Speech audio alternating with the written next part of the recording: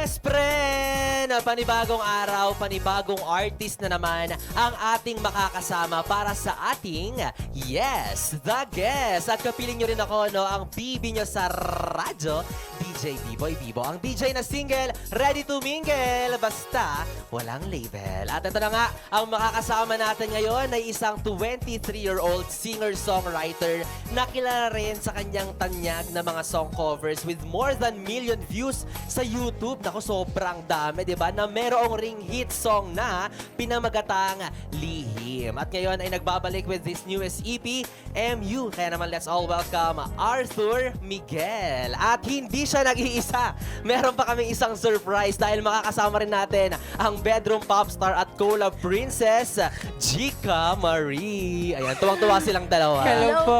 Kamusta? Magandang hapon po sa Ayan, inyo batiin lahat. natin yung mga yes friend natin na kasalukuyan nakatutok sa ating Facebook Live. Saan po yung camera? Ayan, Ay. marami tayong katutok. Hello po! Hello! Hello, Hi Yun. guys! mga yes friend. Hi yes friends, thank you po for watching.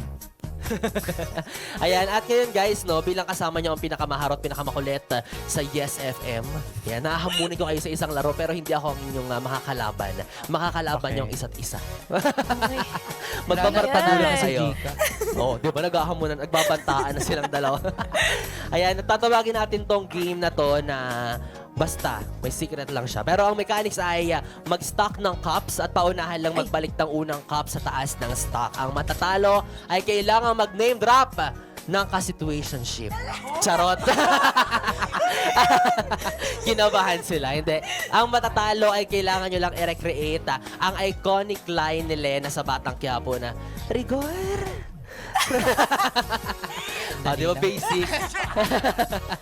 Okay, may timer tayo. 1 minute. Babaliktad. Pataas, no? Yan. Oo, kailangan babalik nyo ulit yung ano, yarn. Within 1 minute to, ah. Kung sino yung hindi makakabalik, paramihan na lang nung napatong. Okay, timer starts now!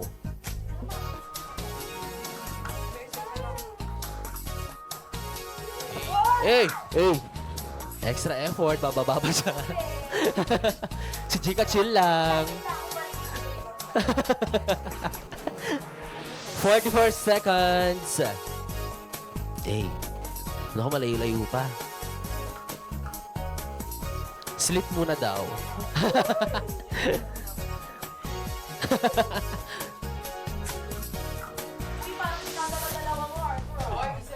Parang dinadalawa-dalawa daw.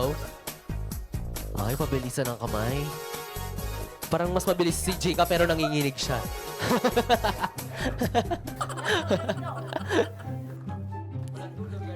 Twelve, 11, 10, 9, 8, 7. Oh, sorry. Nauna si Guys, Jika. goodbye. Thank you. Sorry, Yan lang po. Arthur. Yan lang po. Mukhang gusto talaga marinig ni Jika yung record Gusto ni ko talagang Arthur. marinig yung solid na rigor. Hindi ako nanonood nun eh. Paano Sabi ba mo, yun? Rigor, yung liham mo. Sige. Ito na lang. Kailangan mahal. Ano ba yung line? Rigor. Rigor. Oo, rigor. Dapat ba ano? Sa sample daw si Jika. Hindi. Ako na yung sa sample para kay Jika. O, tapos siya Isipin nyo, this is Jika's POV. Ito na. Okay. Rigor. Parang si Mimi naman yun, hindi si Gena. Hindi, napaparinig ni Jika yung tama. Ganito kasi yan. Naman. Sobrang OA. Rigor. Ganun, no? With Sobrang echo ba, no? needy. Dapat sabay. Sabay. Duet. Harmony. Sino harmony? Okay. Okay, one. 2, 3. Paano ulit? Rigor. Na-eme mo ako, eh. 1, 2, 3, go. Rigor. Parang pinto. Sorry, may may sakit pa ako eh. Hindi pa ako magaling. Parang pintong hirap daw magbukas, sabi ni Jika. Go na, moving forward tayo, no? Salamat sa inyo sa effort ninyo mag-stock. Mamaya gagamitin natin yan, alam niyo na kung saan.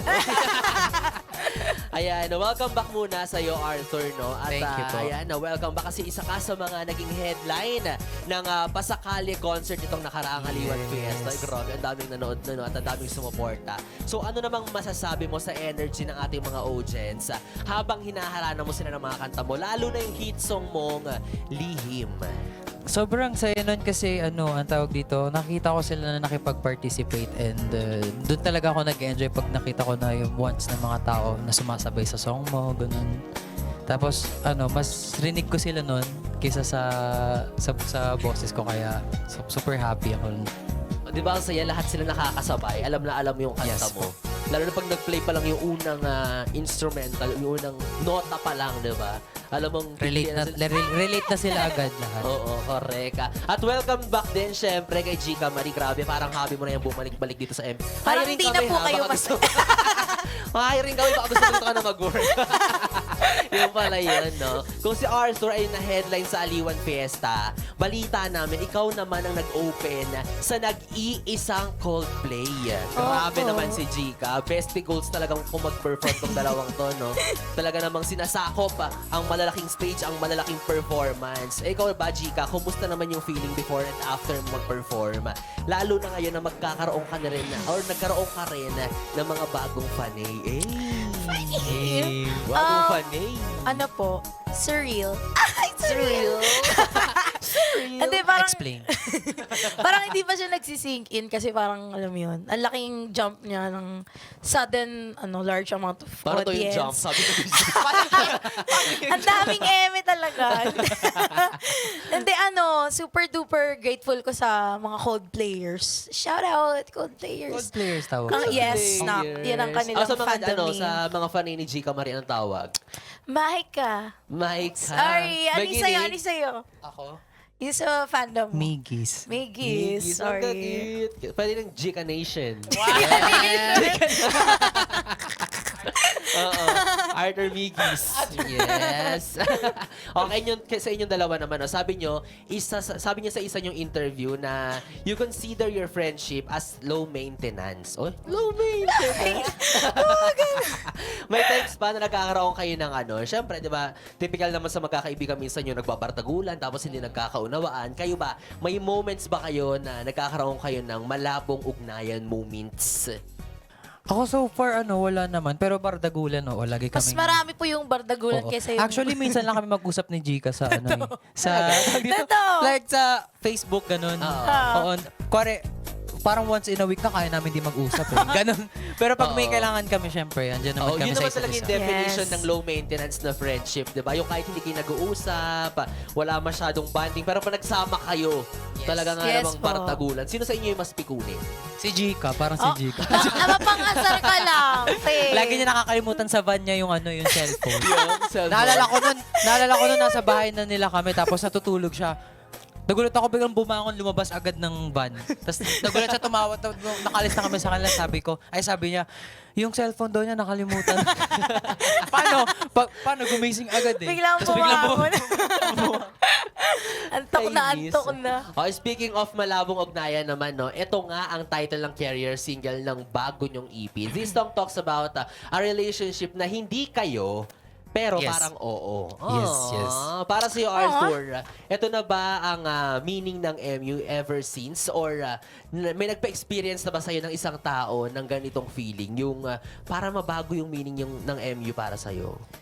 Ako actually, tawag dito, ang daming mga topics sa TikTok and isa yan yung MU na mga lumalabas sa FYP ko and yung kasi, tawag dito MU, para siyang situationship. Oh, Diba? So ayun, tapos nakikita ko yung mga stories nila parang hindi sila sigurado. Kaya nagbago yung parang pananaw ko sa word na MU. Imbes na mutual understanding, naging malabong ugnayan para sa akin yung meaning ng MU. So yun. Pwede ring misunderstanding, ganyan. Oo. Pwede. Di ba? Pag English, pag di na-gets nung foreign fan, misunderstanding, MU. At syempre kasama mo rin sa kantang to, si Collab Princess. Mga pauso mong termino, Arthur. Mga princess yun, Gika Marian eh. O bakit sa dinami-rami ng R&B artist, bakit si Gika yung napili mo? Hindi ko mo kayo alam eh. masaya. Parang ayaw. hindi ko alam kasi nung una talaga, nung iniisip ko pa lang kung sino yung collab ko sa kanta na yun, siya agad yung naisip ko. Si Gika. Siguro kasi friends kami. Tapos, Or feeling mo mas nakaka-relate siya sa kanta, ganun? baka. Hoy, pauso Uy, Gika, ka. kinikilig ka. Hoy, Ikaw, magkakapauso ka. Magkakano ka dyan, O, di ba nakikita natin kung sino talaga yung pikun at magaling makasar?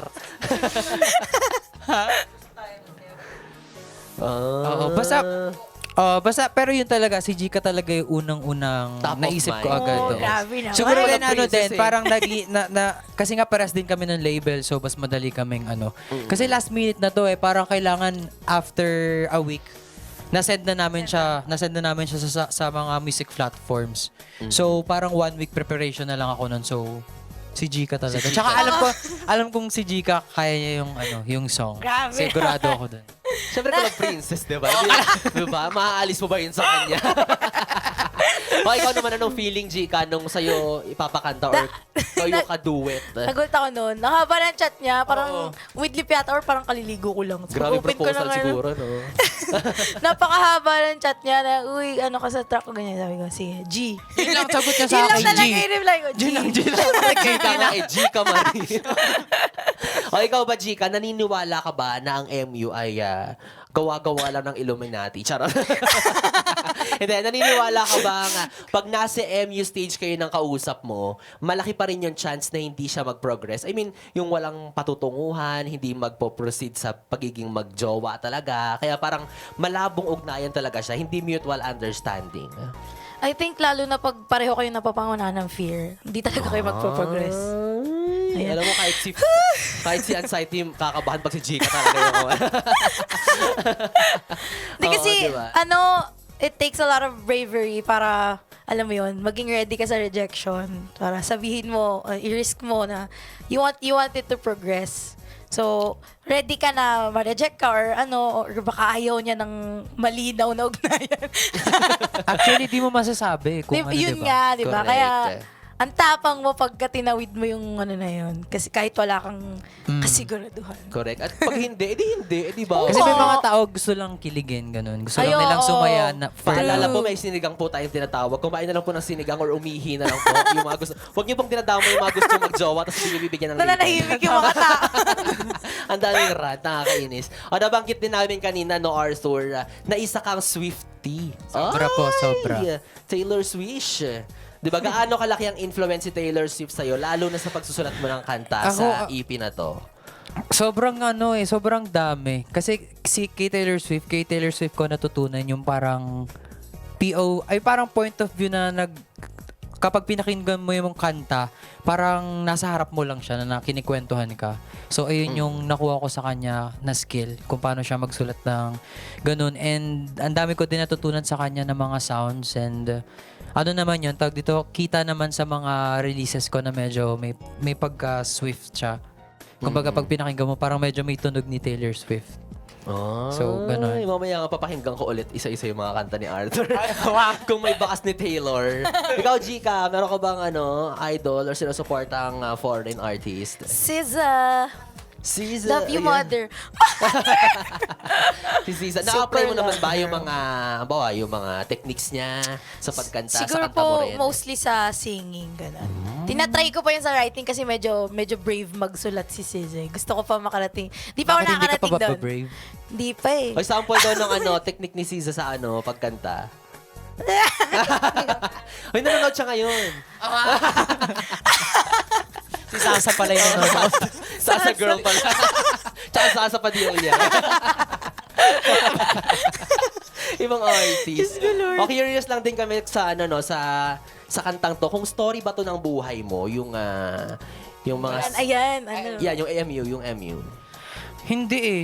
Ay, hindi. Oh, Hindi, Parang ikaw ang din, lalim nung nakaka-relate sa paghinga bago MU. sinabing hindi. Kasi may ubo ako, gusto mo kapakit ha? Joke lang.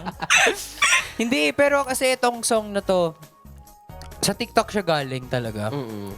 Pero merong ano, ang tawag dito, sa EP merong song na about sa experience ko. So ayun na lang para kung gusto nyo meron sa Grabe. experience ko. Pinili. Pero ayun, basta yung ano, gusto ko lang naman iparating kasi sa malabong ugnayan na kahit ano, kumbaga, yun nga, may mga taong gustong sumaya ng kahit di sigurado. And kumbaga, ano, hindi natin sila masisisi if gusto nilang sumaya ng, ayun, walang kasiguraduhan, di ba? Kung ganun, may mga tao kasing, hindi natin sure if kung ano ba talaga yung gusto nila. Correct. Risk So, taker, at least, oh, ganyan. yun, mga ganun. So, gusto ko lang na, ano, gumawa ng kanta about sa kanila. Yan. Thank you. Salamat. Ganyan, para sa akin talaga yan. Hindi kasi di ba from Pasahili or para sa mga hindi pinili to MU or malabong ugnayan. Di ba parang may napansin kasi kaming pattern. So ngayon, sinasabi mo ba sa amin na hindi ka nakaka-relate kasi pinili ka na? Eh. Masyado lang kayo nag-overthink. Hindi. Kasi yung pasahili, iba naman yun eh. Kumbaga, Ginagaslight mo kami.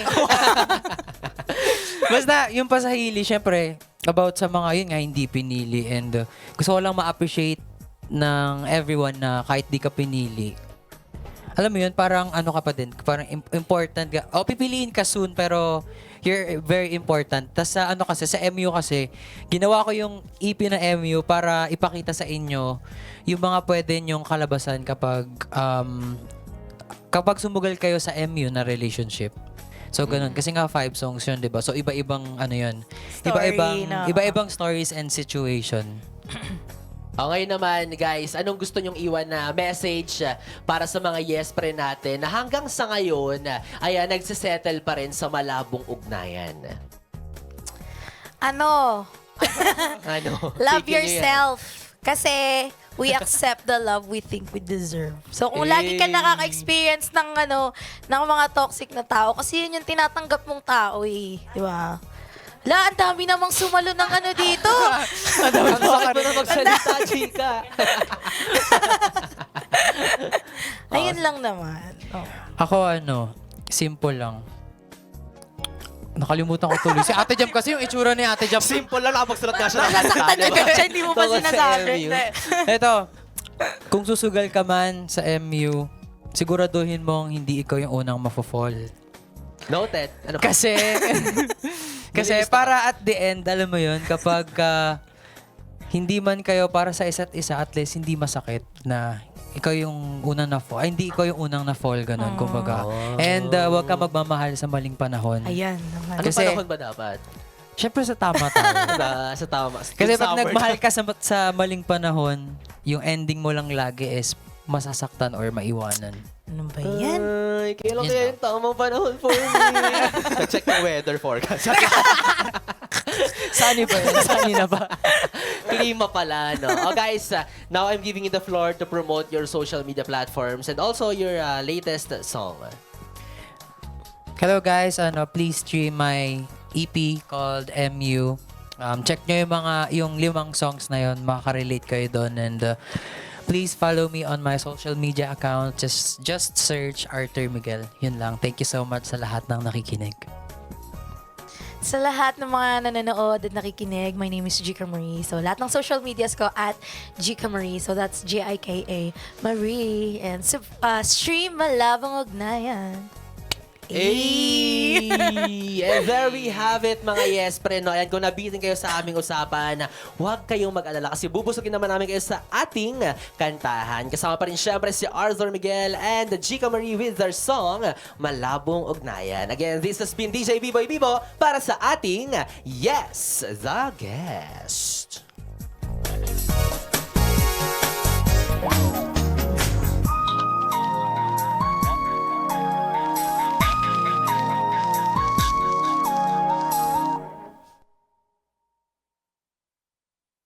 Gabi, tumawag ka sa'kin. Gusto kita, ilayo ko man sa akin ang tadhana, di man mawari kung saan ang pupuntahan. Paikutin mo ako ng dahan-dahan. Ano bang meron sa ating dalawa? Tila parang merong kakaiba. Ako'y sa'yo at ikaw ay akin ba? Parang walang kasiguraduhan, pero ikaw ang tanging dahilan sa tanong na hindi masagot ng mga puso. Kapit tumawag ka sa'kin at pupuntahan natin bawat panaginip. Ako at ikaw, kahit naliligaw, malabo man ang ugnayan. Hindi na makatulog kakaisip sa liwanag ng iyong mga ngiting. Di maalis-alis sa'kin, Gabi-gabi, lagi kang nasa panaginip. Kapag ganyan parang ayoko nang gumising, hindi na lamang ikaw ang sasalubong sa umaga. Parang mababaliw ako binag-iisa. parang walang kasiguraduhan, Siguraduhan. basta ikaw ang tanging dahilan sa tanong na hindi masagot ng mga puso. ano bang meron sa ating dalawa? Tila parang meron kakaiba. Ako'y sa'yo at ikaw ay akin ba? Kapit tumawag ka sa'kin at pupuntahan natin bawat panaginip. Ako at ikaw, kahit naliligaw, malabo man ang ugnayan. Pwede mo bang mapagbigyan? Kapit tumawag ka sa'kin, hanggang kailan ang awit sa mga panaginip. Ako at ikaw, huwag ka nang bumitaw, malabo man ang ugnayan.